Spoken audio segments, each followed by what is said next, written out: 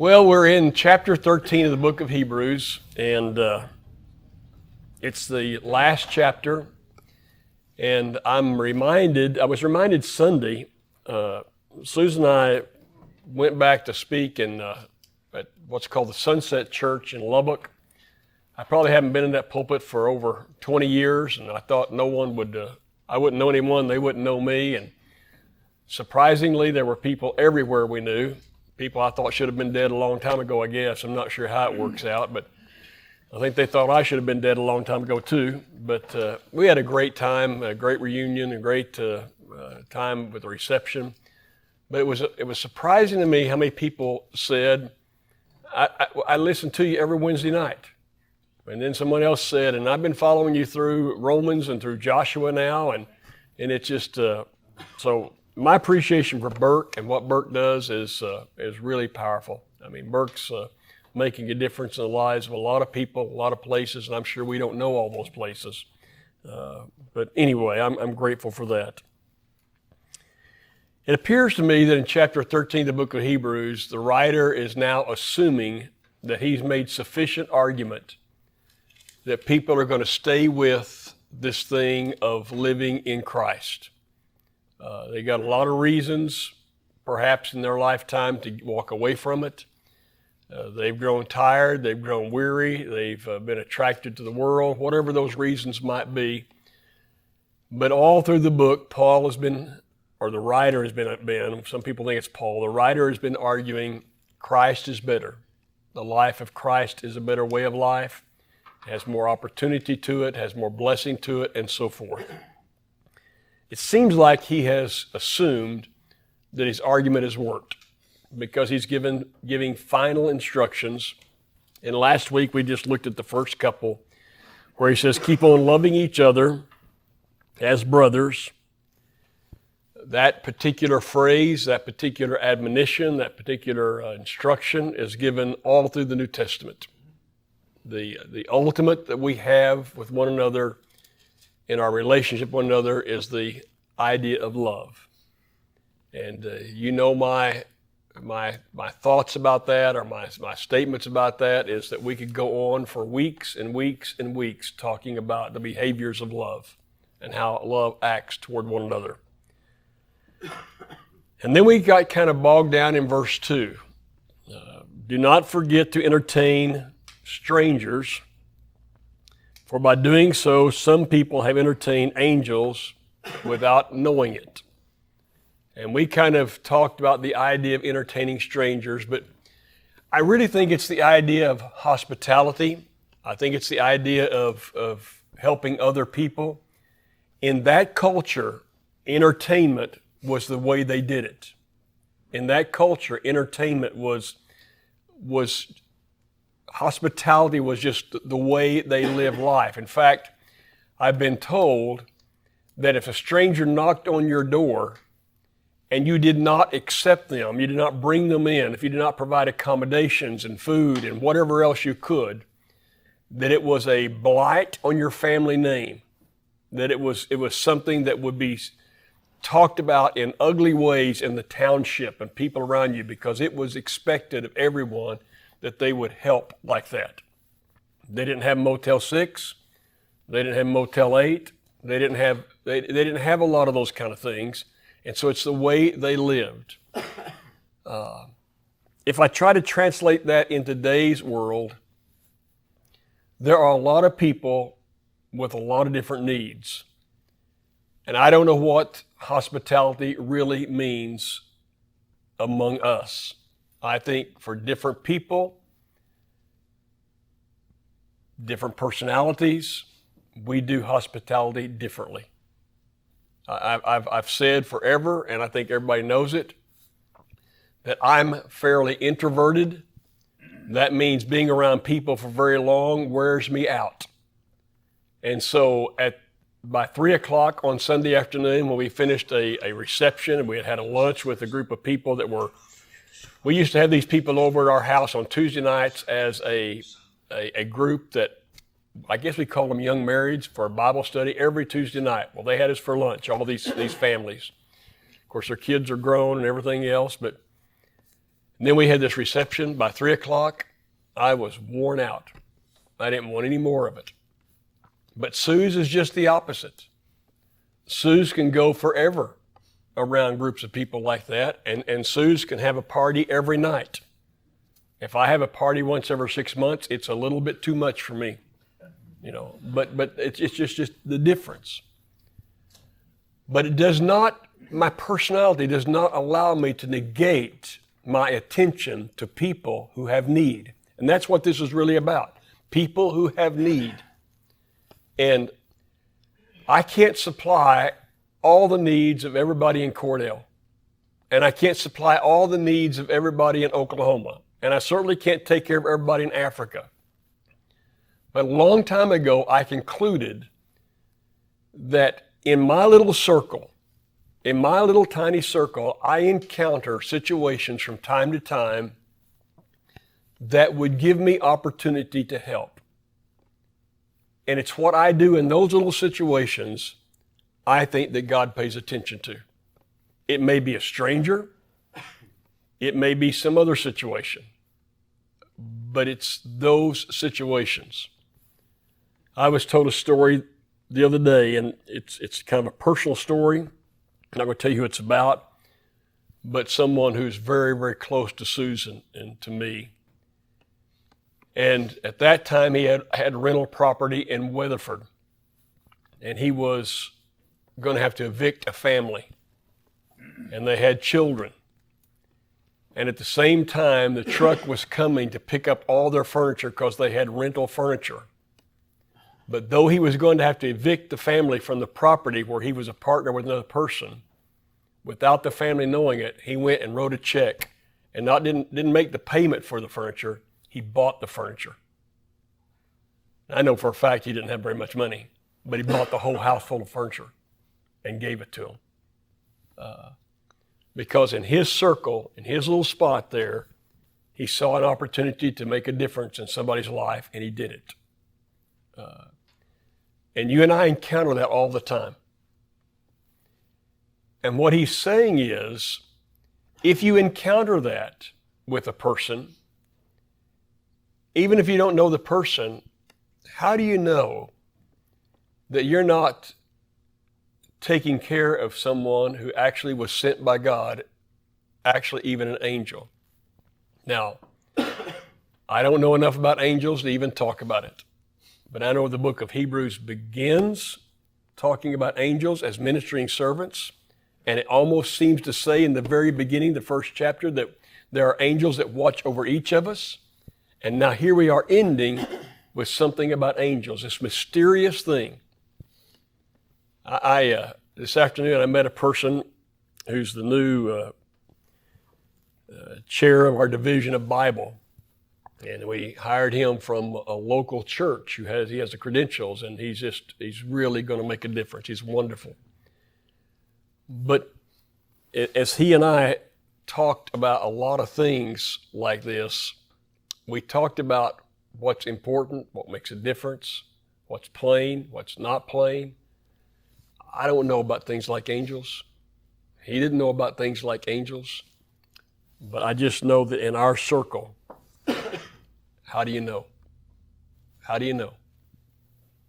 Ken, in all of the Bible, Old Testament and New Testament, they're prevalent. They're everywhere. Yeah. And so what makes us think they're not around now? That's right. And even when Job is living in a bad spot, there are angels that appear, and the men of the town are beating the door down and said, "Who are these men who came here?" And there were angels. And just recently in the book of Joshua, when Joshua was trying to figure out, camped at Gilgal, what do I do? Who does he see? This figure of a man who has his sword drawn, and he is an angel from God, the angel of the Lord. Sometimes the angel of the Lord, they say, refers to Jesus. I don't know the answer to that, but I just know that angels are real. I don't know if I've encountered one in my life, but it could be that I have. And I do know that angels are ministering servants sent by God, and chapter 1 seems to indicate that. I've even heard people say it seems to indicate that God has an angel or 2 or 3 assigned to each one of his kingdom people. I don't know if that's true, but there's so much mystery we don't know. That's one of the things this gentleman and I today talked about, that with God, there is giant mystery, and God wants it that way. God wants us to live by faith. He wants us to live not having all the answers. And so, anyway, maybe it's not about angels so much as it's about us taking care of people in our little circle, because if God is directing us, he puts us in spots where we can do that. And so he goes right along with that same kind of idea. Remember those in prison as if you were their fellow prisoners. That's interesting. You think about people who are in prison, people who are mistreated, and how do you think about them? As though you were right there suffering like they're suffering, you take care of them. And you remember those who are mistreated as if you yourself were mistreated or were suffering from it. You see what he's saying about all this? How he's saying you just take care of people. People are mistreated, people who are in prison, people who are strangers. You be, I guess the New Testament word is hospitable, but you be generous. It would be my word. You be accommodating within what capability you have. Everybody kind of see that? Both of those are self-sacrifices. Both of them are self-sacrifices. I would challenge anyone to make their way through the New Testament and underline or write down every verse that has anything to do with giving. And you will find that the giving almost exclusively has to do with people who are in need. Almost exclusively. And the most famous verse that's been used throughout my lifetime that I know of is in 1 Corinthians chapter 16. Let each one of you do what? Lay by in store, on the Lord's day. But does anyone remember the reason why he's doing that? The donation to the poor in Jerusalem. Yeah. He's saying that there's poor people. Your brothers and sisters in Jerusalem are having real struggles, and I need to take a collection back to help them out. And so instead of me getting up there and trying to collect all this money, when you come together, if you just put a little money aside week after week after week, then I'll just pick that up when I get there, and we'll have to spend all the time gathering it. That's the whole meaning behind all that. So throughout the New Testament, it's giving. And in New Testament, in the Old Testament, read the book of Proverbs. At one point, I went through the book of Proverbs and I came up with I think 10 rules for financial freedom. I didn't need the Dave Ramsey course. I really didn't. Though Dave Ramsey's done really well, though a really good friend of mine works with Dave Ramsey and has done extremely well.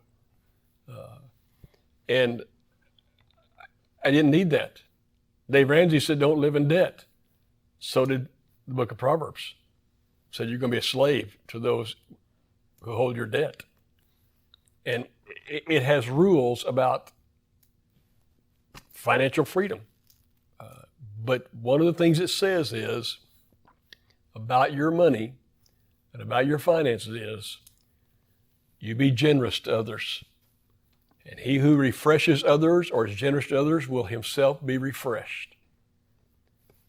And so when I heard that story I just told you about what happened in Weatherford, I thought, no matter what the situation is, no matter if it's not raining, no matter what, this person will be taken care of. No doubt. When, where, how, don't know. I just know by faith that's what God said, and God will deliver. Everybody kind of understand that? It's so powerful. And so how we treat people as kingdom people is a big deal. It is a big deal. God pays attention. Maybe more so than anything else, he pays attention to how we treat other people. Now the subject kind of changes. Last minute bullet points. Marriage should be honored by all, and the marriage bed kept pure. For God will judge the adulterer and all the sexually immoral. Wow. What a novel idea that he would come along and say, marriage should be honored by all. And that it should be kept pure. And you ought to avoid all this immorality. And I'm speaking that on a Wednesday night in 2022. And what is our world like? What is our world like in regard to those statements? Is marriage honored? Is it? Or is it dissolved at a whim in this culture? And so the whole world is talking about, and articles everywhere, because one of the most famous quarterbacks of all time, maybe the greatest quarterback ever to play the game, is named Tom Brady. And he was not at practice for a while, and now they're figuring out he's got a what? What's his problem? Adultery? Well, they don't know that. They just say he's got a marriage problem. And I read one article, just headlines, what do they do with all the money? Because she may be richer than he. But they got some kind of a marriage problem. And it may not make it. But dissolving it in this day and time is easy. That's the right word. It's easy. And nobody thinks a thing about it. Okay? But here it is all that time ago saying, you know what? It really is important. And he says that immorality is really serious to the point that God will what? God will judge it. And I got news for you about that one. Not many people even care about that. Not many people even care about that statement that God will judge. In fact, that's where we are in the book of Joshua, and that's where we are Sunday morning. And that'll be one of the questions we ask. Does anybody really care? But God does not change, and God will judge those who ignore his word and continue in sin. And it's not a pretty sight. Everybody kind of see that? Well, let me go one more. I don't know if I have time for this. Keep your lives free from the love of money and be content with what you have, because God has said, never will I leave you, never will I forsake you. And so you can say with confidence, the Lord is my helper. I'll not be afraid. What can men do to me? Why is all that there? What's that all about? Keep your lives free from the love of money. Instead say, understand what God has said. That goes back to what Jesus said about, don't worry about your lives. Mm-hmm. You provide. Yeah, I'm not going to leave you. I'm not going to forsake you. Lord, I'm going to be your helper. You don't need to be afraid. After all, what can happen to you? I'll take care of you. And yet, how many of us do you think are truly in love with money? How many of us? How many of you have dreamed about winning the lottery and what you'd do with it? I have. I've thought about it. By the way, you wouldn't get a dime. No. That's not true. I mean, but the whole world is driven toward it because money is able to acquire this and that and whatever else. And aren't you just staggered sometimes when you find out that someone, as a professional athlete, signed a year extension and got $85 million or $212 million or something like that, and you think, man, I'd do it for two. I had contact this week with a man, and he was leaving a company, and he was so miserable. I literally sat before him, he was crying. One of the best CEOs ever been around. He's a young guy, he's crying. He said, I just don't think I can take it for a year. But if I stay a year, I get the payout, and the payout's $8 million. And I said, Dave, give me the $8 million. And I said, I'll go out there on 19th Street, which is 6 lanes of traffic. I'll stand right in the middle from 8 to 5 every day for a year. And I'll dodge traffic. I don't care if it's snowing. I don't care what's happening. I'll dodge traffic every day for a year. Give me the $8 million. Well, he didn't want to do that deal. So don't tell me you can't do it for a year. But we like this stuff. In fact, why do you think the Bible talks so much about covetousness? Why do you think it talks so much about greed? Because that covetousness and greed are the words that go along with the love of money. That's how you define it. So you keep yourself free from that. And the reason you would keep yourself free from that as kingdom people is you don't have to have it. God's just going to take care of you. So wherever you are at this moment in time, be what? Be content. And that's really hard to do. Same thing Paul said in Philippians. Exactly the same thing Paul said in Philippians. Only he said, I had to learn it. I had to learn how to be content in whatever the circumstances. So I need to quit, but I find it interesting. Love, be generous or hospitable with people, take care of people like prisoners and like strangers, and take care of people who are being mistreated. Remember that marriage is really important. Remember God's going to judge immorality. And don't fall in love with money so much. Learn how to rely on God. Live for God. Pretty powerful closing arguments, isn't it? And there are a few more, but we're going to stop for tonight.